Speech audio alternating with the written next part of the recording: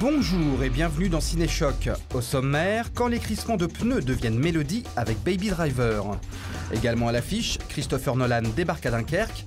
Les artères sont en fête avec notre sélection vidéo spéciale Le Goût du sang. Et enfin en avant-première, Dwayne Johnson teste pour nous le jeu Jumanji.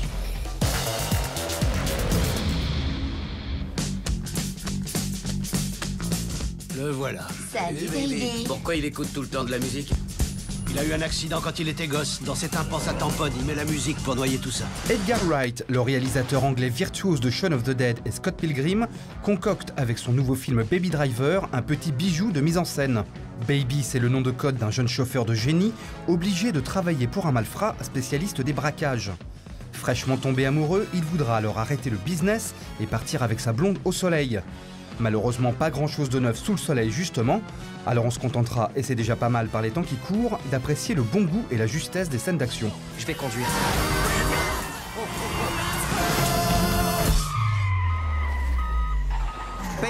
Baby Driver, c'est une idée que j'avais dans la tête depuis au moins 20 ans. Ça a commencé le jour où j'écoutais une chanson, qu'on entend d'ailleurs dans le film, Bell Bottoms par Jon Spencer Blues Explosion. Je me souviens qu'à l'époque, j'avais 20 ans, je me suis dit, ce serait génial comme titre pour une course-poursuite. Et je voyais vraiment bien cette chanson en fond pour l'illustrer. Durant les années qui ont suivi, j'ai beaucoup réfléchi à ce qu'était exactement ce film. Ça s'est transformé en l'histoire d'un jeune conducteur qui ne peut pas exister sans musique. Puis j'ai commencé à bâtir le film autour de ce personnage. Pour un décollage à l'aube. Des questions? J'ai une question. Qu'est-ce qui me dit qu'Écouterman a capté un seul mot de votre speech? Vous avez déballé votre programme. Il n'écoutait rien. Baby.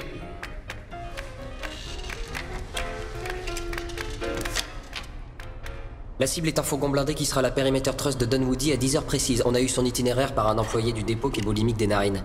La banque est située aux abords de la voie rapide, ce qui fait qu'on pourra rejoindre la bretelle dans les 60 secondes qui suivent l'attaque. On a aussi une équipe de diversion qui fera exploser un camion de pain aux antipodes pour maintenir la confusion. Le dress code, le masque d'Halloween de Michael Myers. Mais il faut pas qu'on l'achète tous en même temps, on se ferait remarquer. La voiture d'échange est prête, mais vous voulez que je tire le véhicule du braquage au parking longue durée de l'aéroport pour qu'il soit pas cramé trop tôt. Un modèle urbain ou familial. Il faut qu'elle se fonde facilement dans le trafic routier. Quelque chose d'un peu balèze si jamais on doit virer les flics de la route. Une escalade, une Yukon, une avalanche, on s'en fout. Tout doit être prêt pour un décollage à l'aube. J'aime l'idée d'un film qui s'articule autour de la musique, qui parle d'un personnage qui est entièrement motivé et parfois même obsédé par la musique. Alors le fait de réaliser un film d'action rythmé par les courses-poursuites en voiture qui repose sur la musique, c'est le film rêvé pour moi.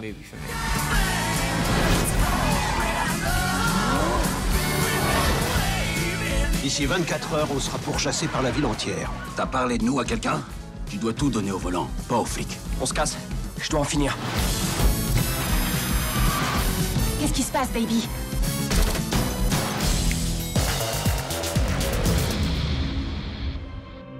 Nous venons de subir une véritable débâcle. Avec Dunkerque, Christopher Nolan fait son coming out. En effet, il est désormais clair, avec cette épopée de la Seconde Guerre mondiale, que le réalisateur d'Inception et d'Interstellar marche sur les traces de son maître, David Lean, réalisateur anglais légendaire de Lawrence d'Arabie ou encore de Dr Zhivago. Au milieu d'une déferlante estivale d'effets spéciaux numériques, de super-héros aux couleurs baveuses et d'effets sonores assourdissants, Dunkerque s'impose comme un des derniers représentants d'un cinéma classique. C'est un des nôtres! Il m'aligne! Je l'aligne.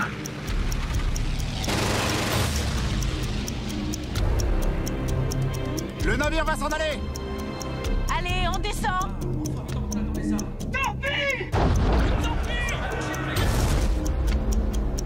Il faut qu'ils envoient d'autres vaisseaux. Chaque heure qui passe, l'ennemi gagne du terrain. Ils ont réquisitionné les bateaux civils. Les bateaux civils? Il nous faut des destroyers. Où est-ce qu'on va? À Dunkerque. J'y retourne pas. Y aller, c'est mourir. Vous êtes des plaisanciers, nom de Dieu, pas la Royal Navy. Vous devez rentrer chez vous! On ne se dérobe pas à ça, fiston. On a un boulot à faire. Virez de bord! Nous nous battrons sur les plages. Nous nous battrons sur les pistes d'aviation. Jamais nous ne nous rendrons. Jamais nous ne nous rendrons. Jamais nous ne nous rendrons. Qu'est-ce qu'ils foutent, nos aviateurs?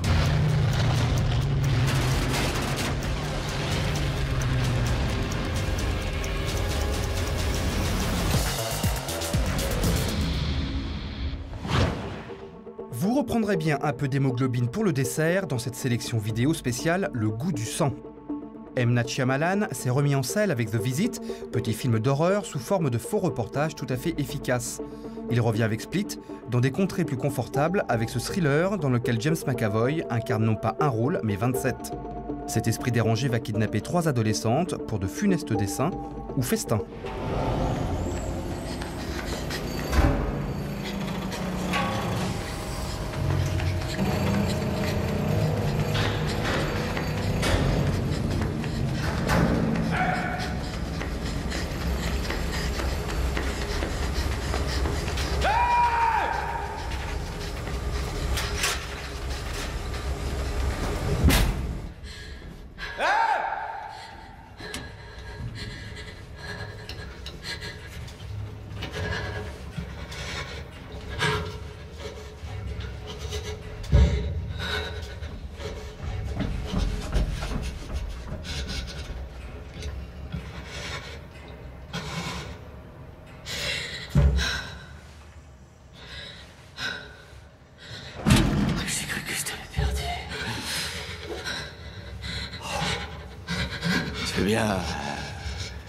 Tu veux bien sortir, s'il te plaît.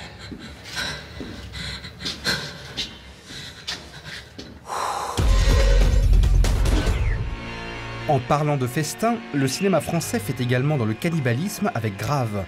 Hybride parfait entre sensibilité européenne et film de genre moderne à l'américaine, Grave de Julia Ducournau a été, à la surprise générale, un beau succès au box-office dans sa catégorie. Le film le mérite, il est juste formidable, mais interdit quand même aux moins de 16 ans. Enfin, le comédien britannique Jason Flemyng passe derrière la caméra en réalisant Le Dîner des vampires, grosse farce dans laquelle un groupe de militaires va prendre d'assaut une maison de campagne remplie de suceurs de sang. Cet inédit vidéo, assez inégal dans son ensemble, comporte quand même de beaux moments d'humour absurde british. Colonel, on a un problème. Vous n'avez pas idée à quel point.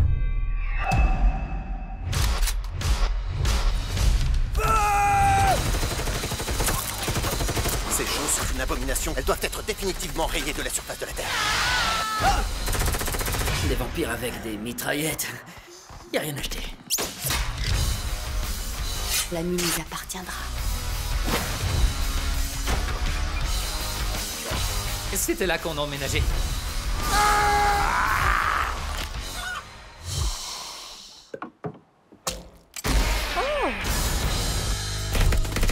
Fais quelque chose, pour l'amour de Dieu! C'est pas ça qui va m'aider! D'accord, je retire ce que je viens de dire. Merci beaucoup. Coucou, Twister. Il massacre chacun d'entre eux jusqu'au dernier. Toi, recule. Tout le monde recule tout de suite. Au nom du Père, du Fils et du Saint-Espion, je vous en conjure. Reculez tous. Je vous conjure de reculer. Nos petits comiques. Soyez les bienvenus en retenue. Spencer, Bethany, Fridge, Martha. Vous savez tous très bien ce qui vous amène. Vous devriez vous demander qui vous êtes et qui vous voulez devenir. Fort heureusement, vous allez avoir tout le temps d'y réfléchir en rangeant le sous-sol. En 1994, Robin Williams se faisait piéger dans un univers totalement fou en jouant à un jeu magique appelé Jumanji. Cette année, c'est Dwayne Johnson qui réouvre la boîte, ou plutôt qui allume la console. Sortie française prévue pour le mois de décembre. Ciao et à la semaine prochaine. Il se passe quoi là? Qu'est-ce que t'as aux mains? C'est quoi ce délire?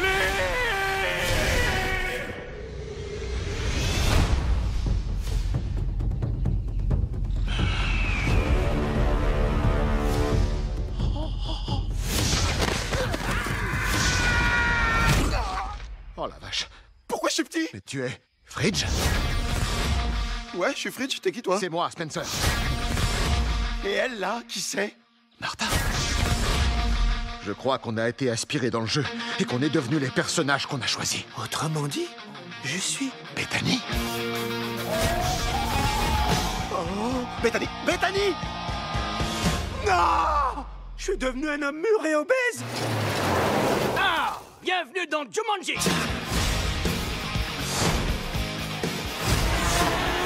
Tout le monde dégage! Mais pourquoi je suis aussi lent? Waouh.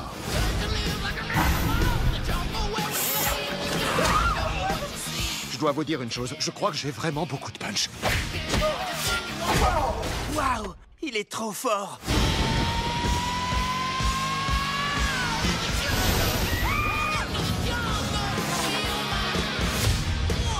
Ça, c'est un homme et un vrai. Chiale pas, chiale pas. Chiale pas, ça va aller. Arrête, arrête.